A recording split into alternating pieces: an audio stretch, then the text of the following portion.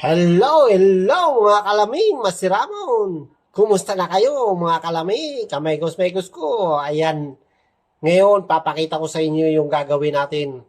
Ito yung beef na gagawin natin, sizzling.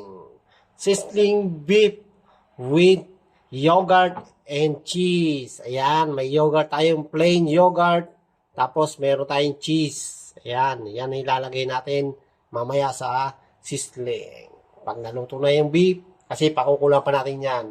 So, tara, start na tayo. Papakita ko na sa inyo yung mga kailangan natin, mga ingredients.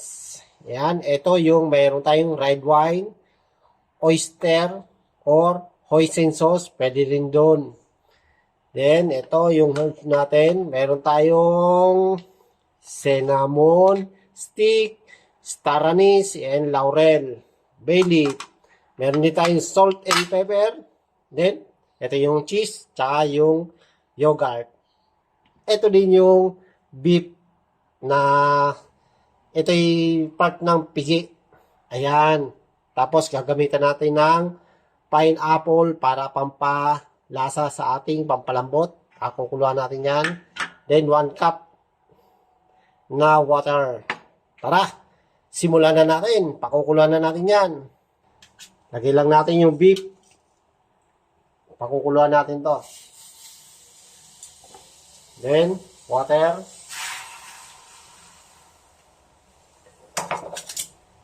Then, add natin yung pineapple juice. Ito yung magsisilbing pampalasa niya. 1 can pineapple juice. Palalambutin natin to sa pineapple juice. Yan, back in a man. Then, lalagyan natin itong mga herbs. Salt and pepper. Lagyan na natin yan. Para magmekos-mekos na yan sa loob, insan. Tapos, red wine. Wow! Lame. Hoisin sauce. Kung walang hoisin, oyster. Yan. Pakukuluan lang natin to. Ngayon sa lumambot, siguro mga 45 minutes or 1 hour or mahigit pa. Kailangan malambot na malambot ang ating beef. Tatakpan lang natin.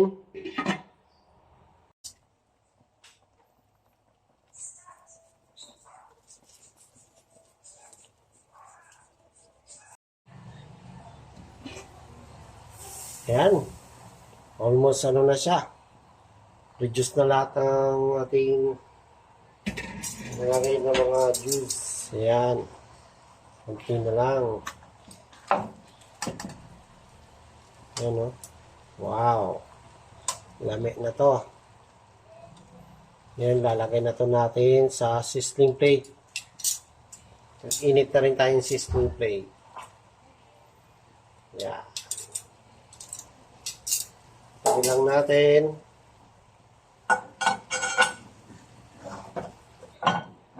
Lagay na tayo. Lagyan na natin ito ng konting oil. Tapos i-add natin yung margarine or butter.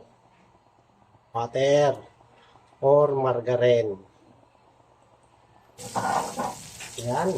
Okay na siya. Lagyan na natin yung beef. Ayan.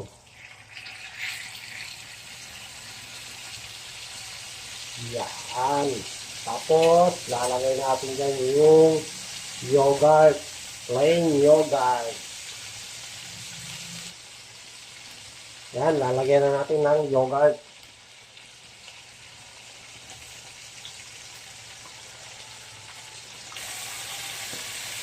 Yan. Habang mainit siya, ilalagay natin dito yung cheese. Lagyan na natin yung cheese.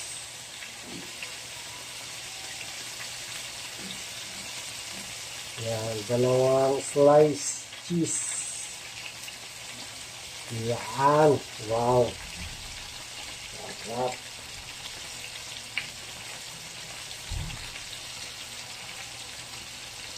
Yan. Patayin natin mag-melt yung ating cheese.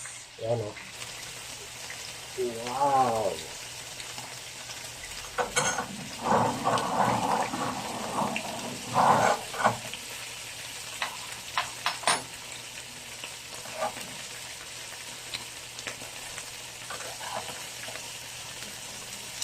Okay na to.